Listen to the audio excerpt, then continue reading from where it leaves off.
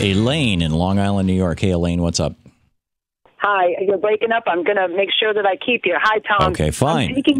I'm taking a big, deep breath now. Okay. And because I watched all over the social medias for the last number of weeks, as well as last night, I watched Facebook, Twitter, Daily Kos, and what I witnessed is still going on today. Is the Hillary Clinton supporters are mounting a no-holds-barred, in my opinion, hatchet job on everyone not in the HRC camp. And what was really sad is that every time I noticed, and I know you're not responsible with the Daily Kos and everything, but what I noticed is that every time somebody positive tried to unite the party, tried to talk about Bernie, they just eviscerated everybody and got people banned. I watched this live. Mm-hmm. I posted on my Facebook page. I didn't get banned because Facebook has a different standard to what they use. But I agree with your first caller. I believe Hillary's changed. I don't think. And I think that's a good thing. Tom, I'm sorry. No, I disagree with you, unfortunately. I think she's changed in her tactics because now you're getting people, her supporters, going in social mediums and just ripping people apart. And all the Bernie supporters are not doing that. I've seen thousands of Facebook posts where they're definitely different supporters. Yeah. The Democratic Party's been taken over by the Republican like-minded mentality. Now, Elaine, the frenetic people that you see on Reddit or on Facebook or on Twitter or whatever who are supporters of either Bernie or Hillary, and because I do this show, I'm on both people's lists, and I've retweeted both Hillary stuff and Bernie stuff. And I'm just, I'm trying to get the information from both sides. And so it's amazing how siloed, frankly, both Facebook and Twitter are. If you like a whole bunch of Bernie stuff, you'll stop seeing Hillary stuff. You'll just see Bernie stuff. If you like a whole bunch of Hillary stuff, you'll end up just seeing Hillary stuff, which I don't think is healthy for any of us. But my point is that I have seen Bernie followers do attacks against Hillary that are absolutely inappropriate and uncalled for. One guy yesterday, put a thing out about kill the witch. I blocked the guy. It's the first time I blocked anybody in a month. It was like, I don't want to hear that kind of crap, much less even have people like that in my, on my Twitter feed or, whatever. And I'm a Democrat. And do I really want the Hillary supporters to be attacking me that way when I vote? But my point is separate the supporters from the candidate. Vote for her. My question is to them, do they really expect all of us to now rally around Hillary after they did a hatchet job on personal issues? They're now eviscerating the Pope. Right. It's all over everywhere. They're not like they used to be. I'm 60 years old. The Democratic Party, the Republican Party, they're all flipped. The first caller was right, and I'm very sorry, but your feed on free speech, it keeps winging out. I don't know what's happening. I hope you're still there for me. Mm-hmm. But I've seen, I've seen Bernie supporters, but that's the fringe. I've seen millions of people pleading to the Hillary people, please, please, please understand, I'm losing my home. I have no job. Bernie's my only hope. Why the hell are they negating all that and saying, screw you, and all the nasty words we can't say on the air? Because it's not right. They're not uniting the party. No, I at the level of the supporters, I absolutely agree with you, Elaine.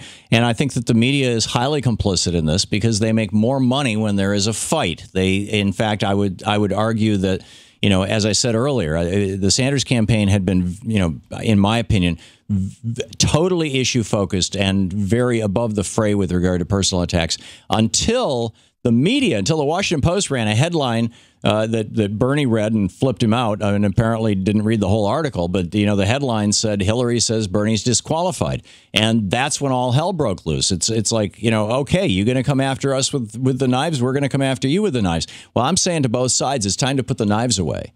And I think that the followers probably take a cue from the campaign and that it takes a few days for that to filter through. And I'm calling for both of these campaigns to start talking about their particular respective issues and putting forward, both of them, a positive vision for America so that as we get to the convention, we can put this party back together. Let's get rid of the acrimony.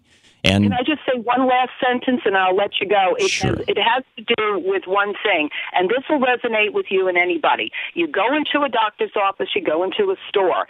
The employees behind the counter, the way that they react to you and handle the situations of if they're nice, it usually means that the owner of the store, their boss or something, is nice too, to them and to the customers. I've gone into many stores, many banks, anywhere, and the employees are bad.